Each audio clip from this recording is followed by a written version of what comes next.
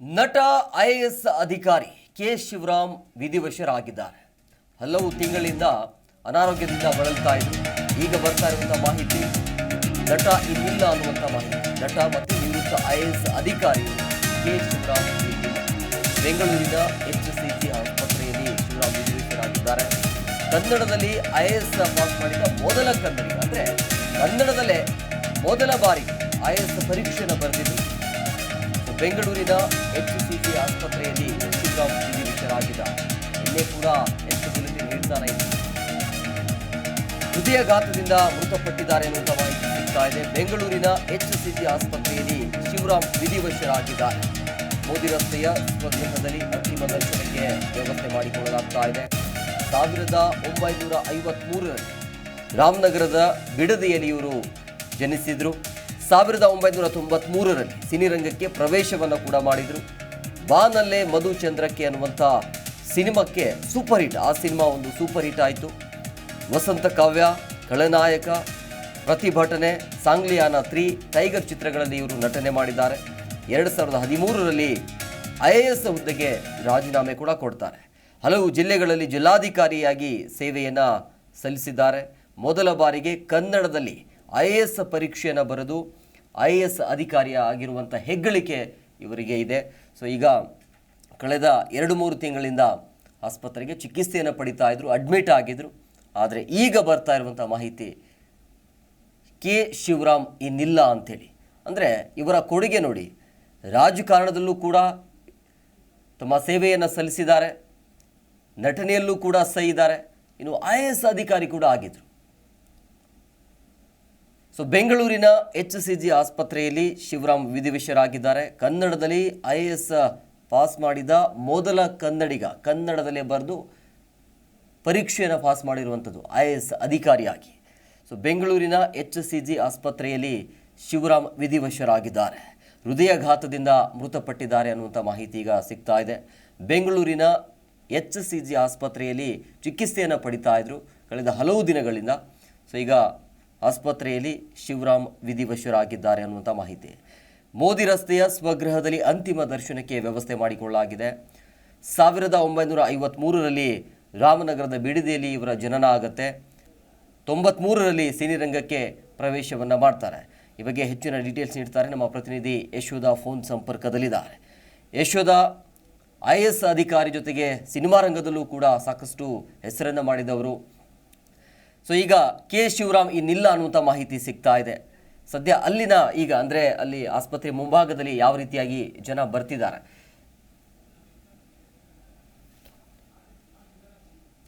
ಅಧಿಕಾರಿ ಕೆ ಶಿವರಾಮ್ ಅವರು ಇನ್ನಿಲ್ಲ.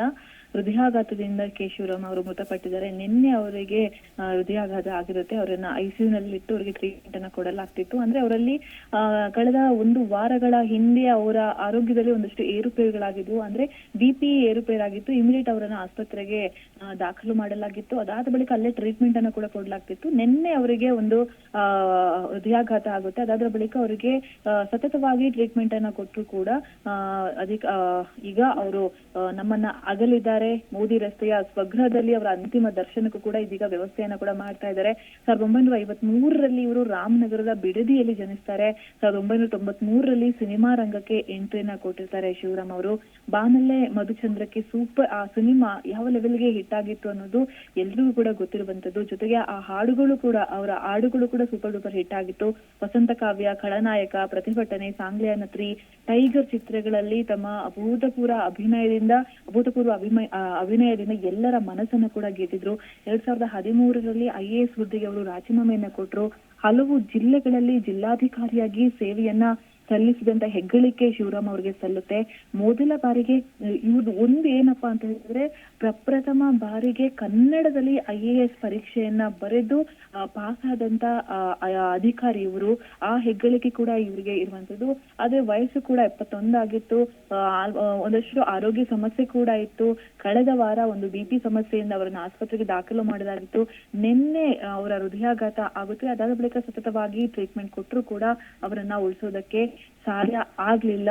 ಇನ್ನು ಆಸ್ಪತ್ರೆಯಿಂದ ಕೆಲವೇ ಹೊತ್ತಿನಲ್ಲಿ ಅವರ ಸ್ವಗೃಹಕ್ಕೆ ಶಿಫ್ಟ್ ಮಾಡ್ತಾರೆ. ಅದಾದ ಬಳಿಕ ಒಂದಷ್ಟು ರಾಜಕಾರಣಿಗಳು, ಒಂದಷ್ಟು ಸಿನಿಮಾ ನಟಿಯರು, ಅವರ ಆಪ್ತರು ಕೂಡ, ಅವರ ಕುಟುಂಬಸ್ಥರೆಲ್ಲರೂ ಕೂಡ ಅಲ್ಲಿಗೆ ಆಗಮಿಸಿ ಅವರ ಅಂತಿಮ ದರ್ಶನವನ್ನ ಪಡ್ಕೊಳ್ಳೋದಕ್ಕೆ ಇದೀಗ ಸಕಲ ರೀತಿಯಲ್ಲಿ ವ್ಯವಸ್ಥೆಯನ್ನ ಕೂಡ ಮಾಡ್ಲಾಗ್ತಾ ಇದೆ. ಹೇಮಂತ್, ಯಶೋಧ, ಈಗ ಅಲ್ಲಿಂದ ಅಂದ್ರೆ ಆಸ್ಪತ್ರೆಯಿಂದ ಬಾಡಿಯನ್ನ ಯಾವಾಗ ತೆಗೆದುಕೊಂಡು ಹೋಗಲಾಗುತ್ತೆ, ಜೊತೆಗೆ ಎಲ್ಲಿ ಅಂದ್ರೆ ಸಾರ್ವಜನಿಕರಿಗಾಗಿ ಎಲ್ಲಿ ಅವಕಾಶವನ್ನ ಮಾಡಿಕೊಳ್ಳಲಾಗಿದೆ ಅಂತಿಮ ವಿಧಿವಿಧಾನವನ್ನು ಪಡೆಯೋದಕ್ಕೆ, ಅಂತಿಮ ದರ್ಶನವನ್ನ ಪಡೆಯೋದಕ್ಕೆ? ಹೇಮಂತ್, ನಾನು ಈಗಾಗಲೇ ನಿಮ್ಗೆ ಹೇಳಿದಂತೆ ಮೋದಿ ರಸ್ತೆಯಲ್ಲಿರುವಂತಹ ಅವರ ಸ್ವಗೃಹದಲ್ಲಿ ಅಂತಿಮ ದರ್ಶನಕ್ಕೆ ವ್ಯವಸ್ಥೆಯನ್ನ ಮಾಡಲಾಗ್ತಾ ಇದೆ. ಇನ್ನೇನು ಕೆಲವೇ ಹೊತ್ತಿನಲ್ಲಿ ಅವರ ಪಾರ್ಥಿವ ಶರೀರವನ್ನ ಆಸ್ಪತ್ರೆಯಿಂದ ಅವರ ಸ್ವಗೃಹಕ್ಕೆ ಅಂದ್ರೆ ಮೋದಿ ರಸ್ತೆಯಲ್ಲಿರುವಂತಹ ಸ್ವಗೃಹಕ್ಕೆ ಶಿಫ್ಟ್ ಮಾಡಲಾಗುತ್ತೆ. ಅದಾದ ಬಳಿಕ ಸಾರ್ವಜನಿಕರ ದರ್ಶನಕ್ಕೂ ಕೂಡ ಇಡಲಾಗುತ್ತೆ. Hemant, okay, thank you Yashoda ನಿಮ್ಮೆಲ್ಲ ಡೀಟೇಲ್ಸ್ಗಾಗಿ. ಎಸ್, ನಟ ನಿವೃತ್ತ IAS ಅಧಿಕಾರಿಯವರು ಕೆ ಶಿವರಾಮ್ ಇನ್ನಿಲ್ಲ ಅನ್ನುವಂಥ ಮಾಹಿತಿ. ಕನ್ನಡ ಸಿನಿರಂಗದಲ್ಲಿ ಸಾಕಷ್ಟು ಹೆಸರನ್ನು ಮಾಡಿದ್ದಾರೆ. ನಟನೆಗೂ ಸಹಿ ಆಗಿದ್ದರು, ರಾಜಕಾರಣಿಯಲ್ಲೂ ಕೂಡ ಗುರುತಿಸಿಕೊಂಡಿದ್ದಾರೆ. ರಾಜಕಾರಣ ಅಂತ ಬಂದಾಗ ಇನ್ನು ಕನ್ನಡದಲ್ಲೇ ಇವರು ಪ್ರಪ್ರಥಮ ಬಾರಿಗೆ ಕನ್ನಡದಲ್ಲೇ IAS ಪರೀಕ್ಷೆಯನ್ನು ಬರೆದು ಆಯ್ಕೆ ಆದರು. ಬೇರೆ ಬೇರೆ ಜಿಲ್ಲೆಗಳಲ್ಲಿ ತಮ್ಮ ಸೇವೆಯನ್ನು ಸಲ್ಲಿಸಿದ್ದಾರೆ. ಸೊ ಬೆಂಗಳೂರಿನ HCG ಆಸ್ಪತ್ರೆಯಲ್ಲಿ ಇವತ್ತು ಕೆ ಶಿವರಾಮ್ ವಿಧಿವಶರಾಗಿದ್ದಾರೆ. ಅಂದರೆ ಹಲವು ತಿಂಗಳಿಂದ ಇವರಿಗೆ ಹುಷಾರು ತಪ್ಪಿತು ಅನ್ನುವಂಥ ಮಾಹಿತಿ ಇತ್ತು. ಸೊ ನಿನ್ನೆ ಮೊನ್ನೆಯಿಂದ ಸ್ಥಿತಿ ಗಂಭೀರ ಇದೆ ಅನ್ನುವಂಥ ಅಪ್ಡೇಟ್ ಸಿಗ್ತಾ ಇತ್ತು. ಬಟ್ ಇವತ್ತು ಈ ಒಂದು ಸುದ್ದಿ ಅಂದರೆ ಇನ್ನಿಲ್ಲ ಅನ್ನುವಂಥ ಸುದ್ದಿ ಕೇಳಿ ಬಂದಿದೆ. ಬೆಂಗಳೂರಿನ HCG ಆಸ್ಪತ್ರೆಯಲ್ಲಿ ಶಿವರಾಮ್ ವಿಧಿವಶರಾಗಿದ್ದಾರೆ. ಹೃದಯಾಘಾತದಿಂದ ಮೃತಪಟ್ಟಿದ್ದಾರೆ ಅನ್ನುವಂಥ ಮಾಹಿತಿ ಇದೆ. ಸೊ ಮೋದಿ ರಸ್ತೆಯ ಸ್ವಗೃಹದಲ್ಲಿ ಅಂತಿಮ ದರ್ಶನಕ್ಕೆ ವ್ಯವಸ್ಥೆಯನ್ನು ಮಾಡಿಕೊಳ್ಳಲಾಗಿದೆ ಅನ್ನುವಂಥ ಮಾಹಿತಿ ಸಿಗ್ತಾ ಇದೆ. 2013ರಲ್ಲಿ ಇವರು IAS ಹುದ್ದೆಗೆ ರಾಜೀನಾಮೆಯನ್ನು ಕೊಟ್ಟಿದ್ದರು.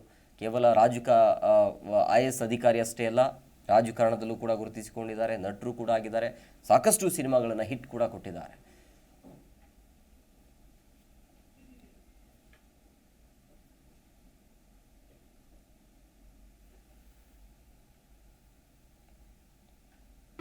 ಜಿ ಕನ್ನಡ ನ್ಯೂಸ್ ಈಗ ನಿಮ್ಮ ಮನೆಯಲ್ಲೇ ನೋಡಿ. ಎಲ್ಲ ಕೇಬಲ್ಗಳಲ್ಲಿ ಈಗ ಲಭ್ಯ.